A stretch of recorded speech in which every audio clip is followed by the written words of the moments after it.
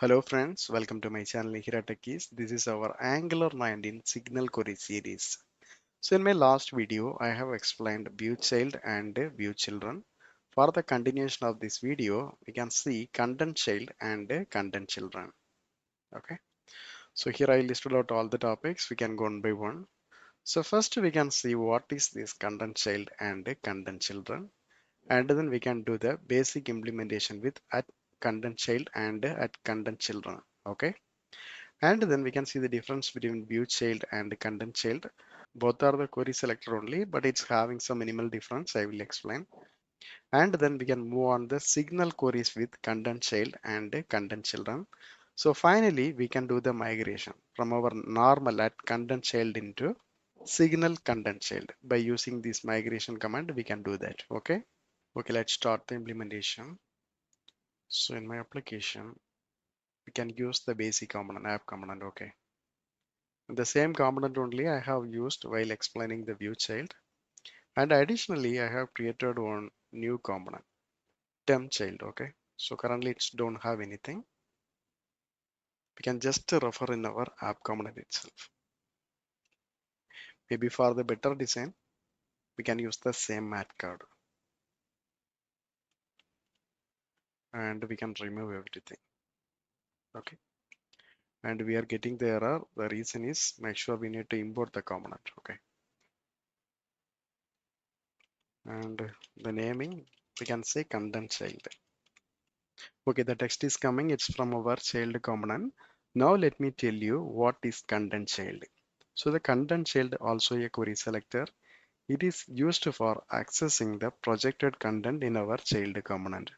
So in our example, this app component is our parent component. Okay, and I have referred this child component. From this child component, I am just passing some content. I can include one h3 tag. Okay, and saying temp child. Okay. So the same content I need to project in my child component. So I'm just to remove the existing tag and including this ng content for the content projection. Okay. See the response. Okay. It changed. So here the thing is our actual element present in the parent component only. Okay. By accessing this element in our projected component, we have to use the content child option. Okay. By using this content child, we can access the element and we can modify the values or we can modify the attributes. Anyway, I will do very shortly. So before that, let me tell you what is the difference between view child and content child. We can see the same element. Okay. So if I want to access the same element within the component, then I can use this view child option. Okay. So the same time, if I want to access this element in the projected component, then I have to use the content child. So the same thing is applicable for the content children also. Okay. So if you are accessing a single element, then we have to go with this content child. And if you are accessing group of elements, then we have to use the content children. Okay. So now we can do one small example. So anyway, we have this h3 element. Okay. Here I am including one template reference variable. We can provide the name is temp head. Okay. So next in our child component side, I am declaring this content child, and in this content child we have to choose this one. The first letter should be caps. Okay. And then we have to include the selector. So in this selector we need to use this name. Okay. And the data type is element ref. And the next thing is we need to access this object. So I am implementing one hook. For the projected contents, we can access after content int. Okay. So here, first I am trying to change the inner HTML value. Native element. I'm just providing value update. Okay. So here the text is updated. Similarly, we can change the property.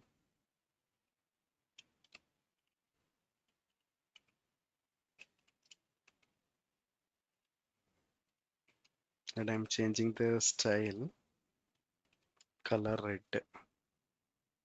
See, the value is updated. Similarly, including one more style,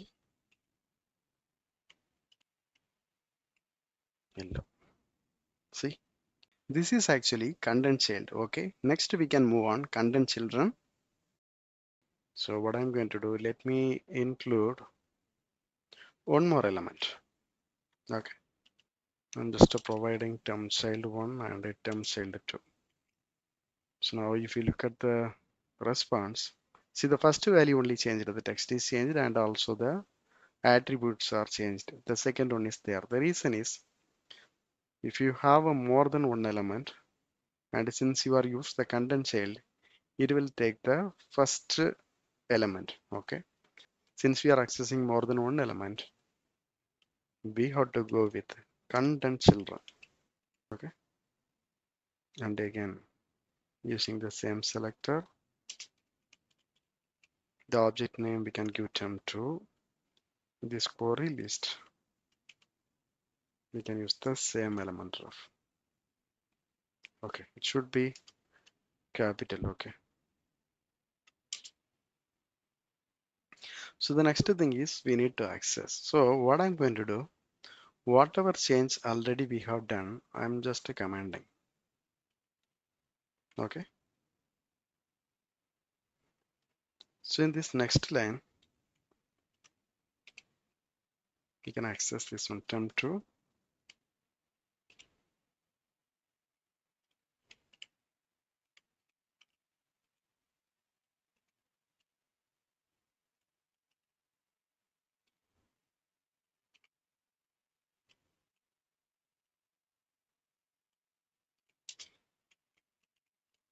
Term child.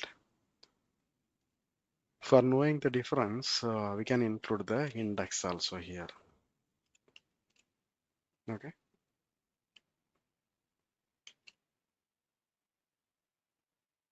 see now temp child 0 and temp child 1, and by changing the property,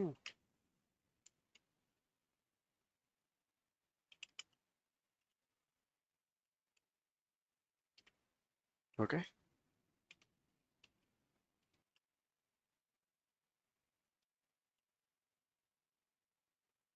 see, so the properties also we just assigned. Okay, so now we just completed this content child and content children.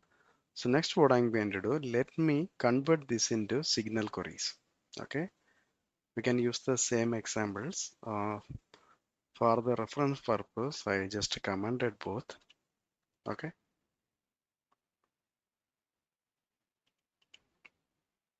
so first we can take this content child. Okay, I'm taking this object name. Okay, and then content child, not a children. We have to take this content child, right? And I can set like it's required and a data type element ref, and finally our selector gem head. Okay, and in our HTML side, not a HTML side, for accessing this element, I can take the same.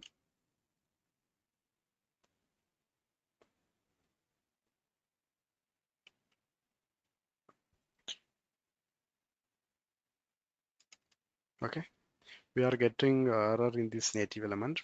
So we all know for accessing any signals, we have to use this function, right? That's it. This is the only change. See the response. It's working fine. So the same way we can do the content children.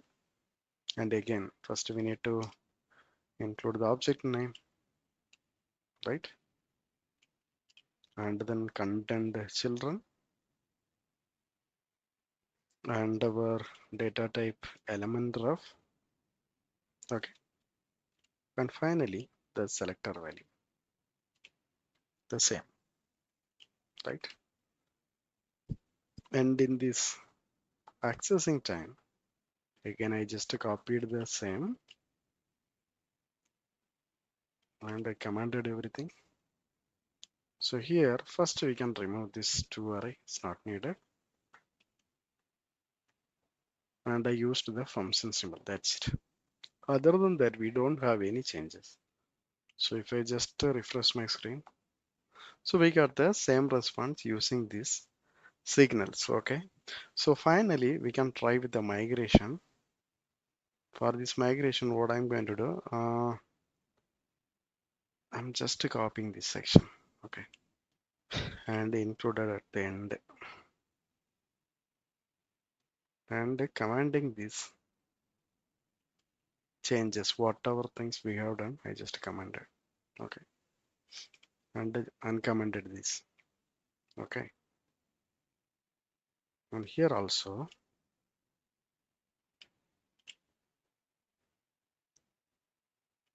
just uncommented this, commenting this one. So currently we have our normal at content child and content children. The same only I have access to here, and we got the same response also. Okay. So next we can execute the migration query. I just copied and opened another one terminal and executing this query. Okay. Which directory do you want to migrate? We can take this existing one. And do you want to migrate as much as possible, even if it may break your build? We can give yes. Okay, the migration is completed. So if you look at here, first we can see the declaration. Just to compare from our code, like same only, but they additionally included the access modifier read only, and other things are same only. Okay. Similarly for the content children, and while accessing time also, they declared one additional one variable. Okay. And here they just converted our signal variable into normal variable. They have accessed. Okay.